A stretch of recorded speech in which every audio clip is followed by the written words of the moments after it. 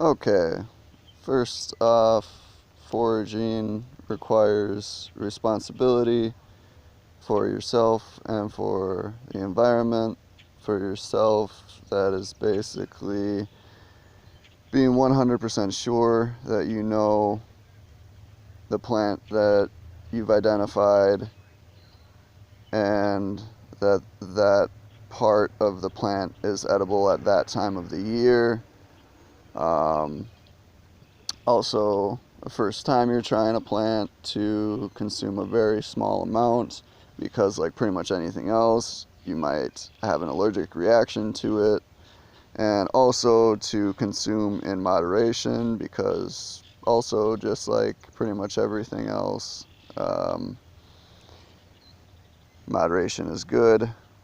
And that leads directly into having responsibility for the environment because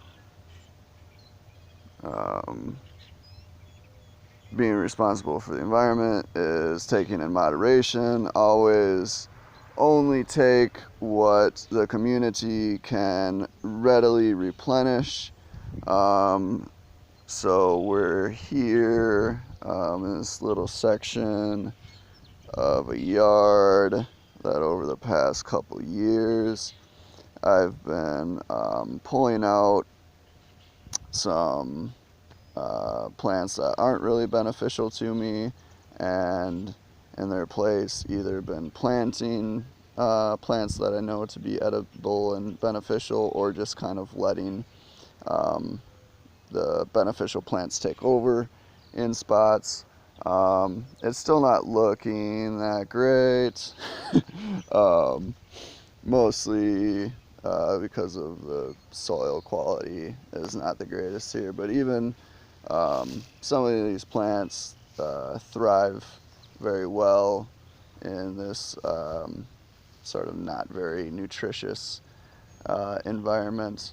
But this is pretty early in the spring yet, so I'm hoping I did a decent amount of pulling up plants and um, planting just seeds that I found from plants, native perennial edible plants that I found in the neighborhood and such. Just planting that in the disturbed soil where I pulled up the non-beneficial plants.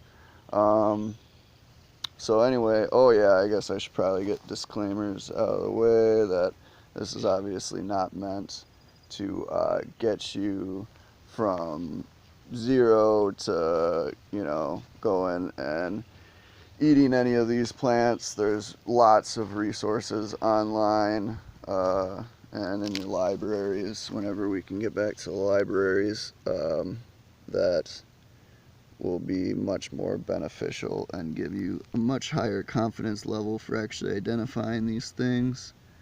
Um, this is mostly just because I'm excited and I kind of want to share my excitement and hopefully get more people excited that there is wild edible vegetables most likely all around them. And if you are mindful and responsible, they can be eaten for free most of the time, with no negative impact um, on the environment, and oftentimes can even be a positive impact on the environment. We're always impacting our environment no matter what we do, and most likely if we gain respect, if we find that our environment is actually giving us something, then we'll respect it more and want to protect it that much more.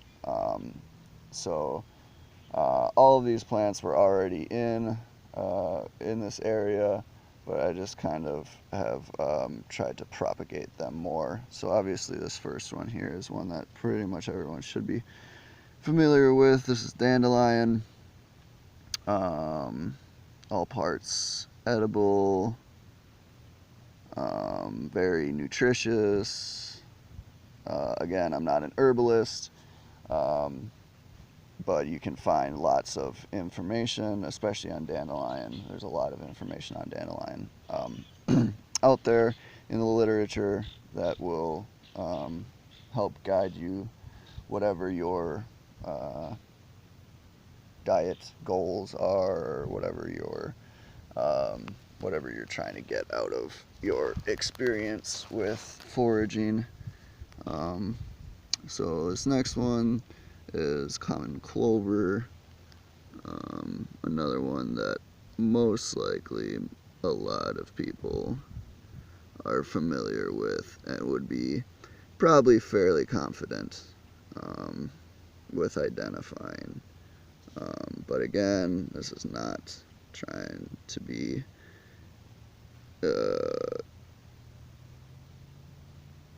getting you from zero to identifying any of these things and actually putting them in your mouth. This is just meant to get you a little bit excited.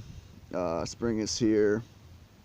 Get outside, start trying to identify some of these little green things that are popping up. This one I'm pretty excited about. I just transplanted just a few of these. This is yarrow. I transplanted a few of these here last year. Let's see,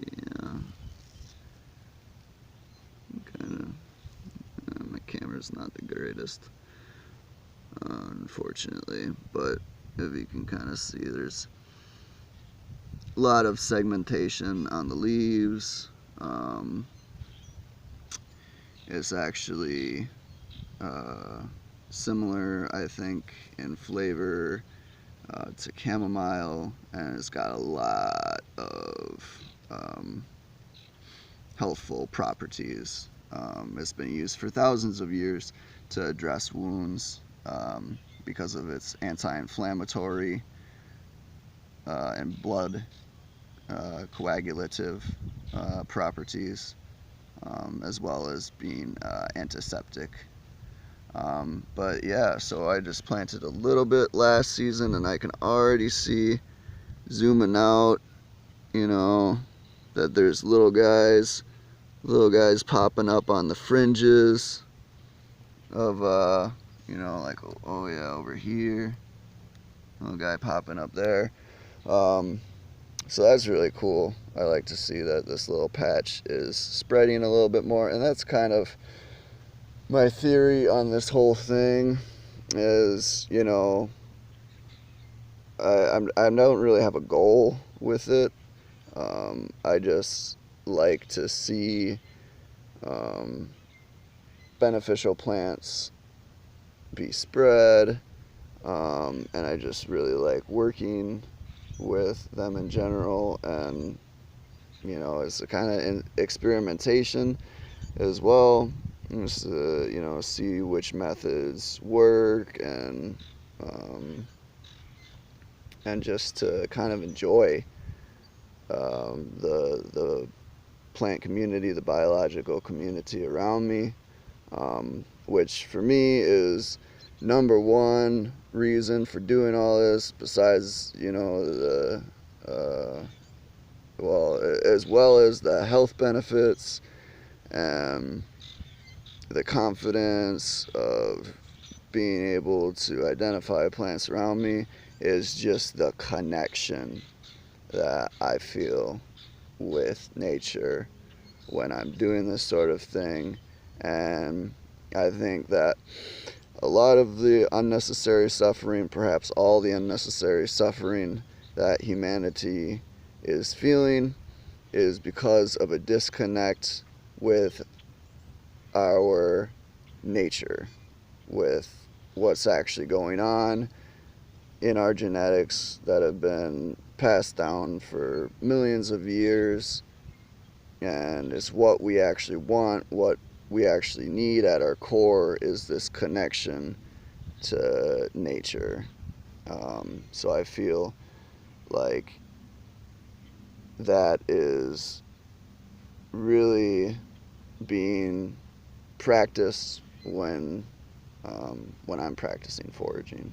So anyway, I'm excited.